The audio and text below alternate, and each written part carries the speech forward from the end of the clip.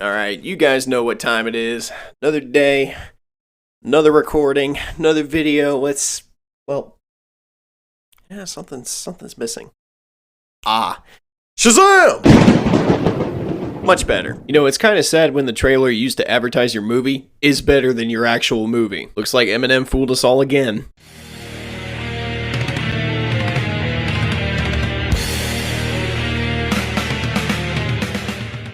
So Shazam! Fury of the Gods is the sequel to the 2019 Shazam film. I remember liking that movie a lot, so naturally, I was kind of looking forward to this one. In this movie, it's been some time since the first movie, and the Shazam family has been busy fighting crime and doing other things. But then the Daughters of Atlas show up and start wreaking havoc, and now they gotta stop them. It sure sounds simple enough on paper, but trust me, it was not executed in a simple way. When I think of movies that have a bad case of sequelitis, this movie is like a prime example of that. We gotta go big or go home for the sequel, and sometimes you just don't need to do that. Watching Shazam! Fury of the Gods, I could just tell that there were way too many creative cooks in the kitchen, to the point where this movie feels like it's almost 3 movies meshed into one. And I know it sounds like I'm going at this movie's throat straight out the gate, but believe it or not, guys, there are things about this movie that I did enjoy. It's just that Fury of the Gods has a lot of stuff that brings it down. Zachary Levi was not one of those, and like always, he's very funny and charismatic. He's always been really good at playing these really big man-child-like characters, so playing a literal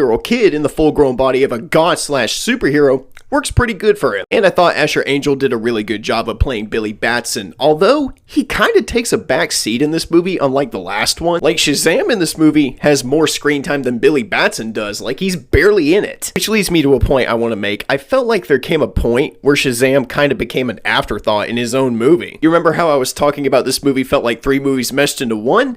This is what I'm talking about. Fury of the Gods spends a lot of time setting up the Daughters of Atlas and what's going on with them, pitching a romance between Freddy and one of the other daughters, played by Rachel Zegler, and her realization about how, oh, holy crap, this is wrong, like, we need to quit wiping out the world right now. And on top of that, squeeze in a side story about how Billy thinks he's going to be abandoned when he turns 18. Top that off with a very cringe Wonder Woman cameo. Like, seriously, I don't even know why they put her in the movie other than just fan service. And you have a 2-hour and 10-minute movie that probably could have shaven off at least 15 minutes. Seriously, I felt like I was in that theater forever. When you look at all that, it is truly a lot to unpack. Sometimes a simple self-contained story is not always a bad thing. If they're told in a horrible way, then yes, they can be bad. But when you cram so much crap into a narrative to the point it feels unbalanced, eventually you're going to end up with a mess of a story that's just going to make your audience check out. Shazam should be the star of his own movie, not Freddy. I'm going to take a little rewind there. He was actually the best thing in the movie. His little relationship with Rachel Zegler's character was cute, and he just ended up being the real emotional center of this film. Jack Dylan Grazer did an excellent job, and once again, he just continues to show that he has good acting chops. Now, the Daughters of Atlas, you just don't end up giving a shit about them because they're just generic and boring villains. He tried to give them something towards the end by having 2 of them go turncoat, but it's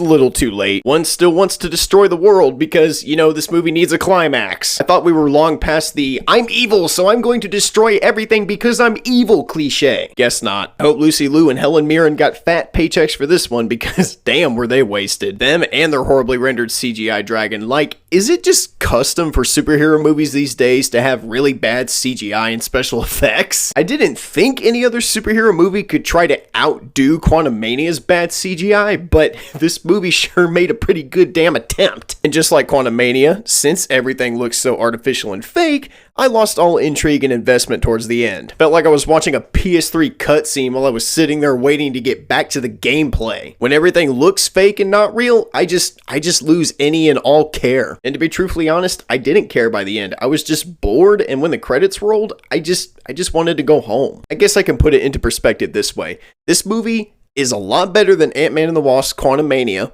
but is not better than Black Adam. I know, I'm not really setting the bar high with that one. Shazam! Fury of the Gods is fine. It's just fine. I didn't love it, but I didn't hate the majority of it either. But you will probably never see me rushing out to see this movie again anytime soon. If they had kept this movie's story small and self-contained, I probably would have liked it a little more. But of course, they just had to pull a Spider-Man 3 and fill this movie with a bunch of bullshit that just feels generic and uninspired as hell. Bigger does not always equal better, kiddos. And in this case, Shazam! Fury of the Gods probably would have been a better time if I was high off my ass. Roll it up, yeah, I mean, roll it up. Smoke weed every day.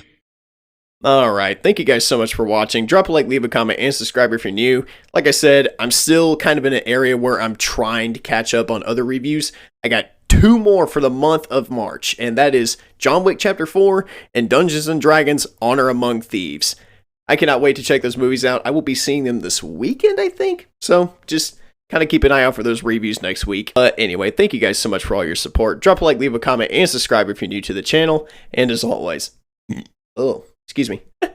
I'm the Unbiased Movie Nerd. I'm saying peace, and I'll see you guys in the next review. Peace out, everybody.